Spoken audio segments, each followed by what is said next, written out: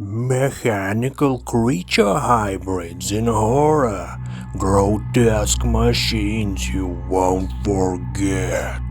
There's something deeply unsettling about watching flesh and metal fuse into a new kind of monster. It's painful, it's grotesque, and in the right hands, it's unforgettable. Welcome to a list of horror movies where machines don't just malfunction, they mutate. Frankenstein's Army 2013. War is hell, but this is worse. Near the end of World War II, a group of Russian soldiers responds to a distress call, only to stumble into a Nazi bunker where the real horrors have only just begun. Inside that bunker, the enemy isn't a man or even a monster. It's the twisted result of mad science, humans stitched to steel, animated by an evil beyond death. Picture mechanical abominations with buzzsaws, four hands, and that soldiers with propeller blades jammed into their backs. Every corner of this movie drips with oil, rust, and blood. Why it stands out? This is a rare horror film where practical effects take center stage. There's almost no CGI. The creatures are terrifying because they feel real, like something made by a deranged metal worker in a nightmare. Found footage style adds a gritty layer of realism to the chaos. It's like Wolfenstein if it was directed by Clive Barker and shot on war-torn Super 8. Perfect for fans of industrial horror, World War II horror, and nightmarish creature design. Tetsuo, the Iron Man, 1989. When body horror becomes cyberpunk madness, a man finds himself slowly transforming, his flesh turning to metal, his body consumed by wires, gears, and uncontrollable rage. But this isn't just a physical mutation. It's psychological, erotic, and deeply violent. This Japanese cult classic is unlike anything else in horror.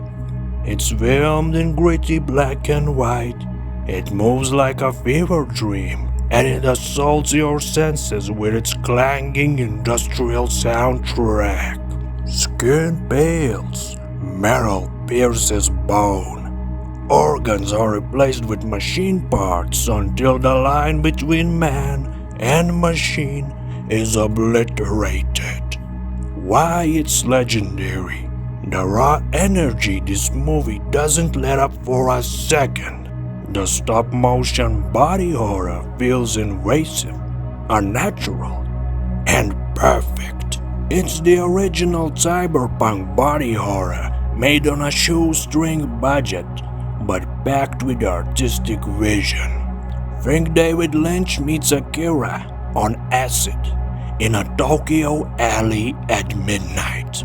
Perfect for fans of experimental horror, Japanese underground cinema, and anyone obsessed with the question, what does it mean to lose your humanity? Hardware 1990. Post-apocalyptic tech terror in a box. In a ruined wasteland, a scavenger brings home a strange piece of metal to his artist girlfriend. But what he doesn't know is that this little scrap is a part of a deadly military robot, and it's waking up.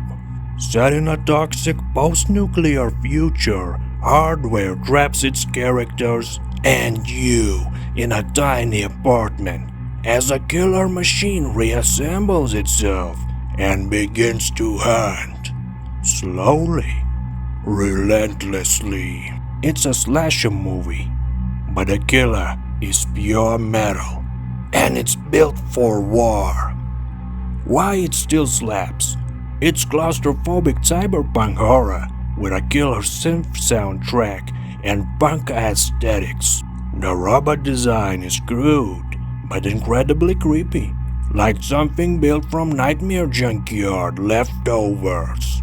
The film is a commentary on military surveillance, environmental collapse, and technological overreach. And it does it with grime and blood. Think Terminator if it never left the first apartment and smoked a pack of cigarettes while it hunted you. Perfect for fans of dystopian sci-fi, killer machines, and analog-style practical effects.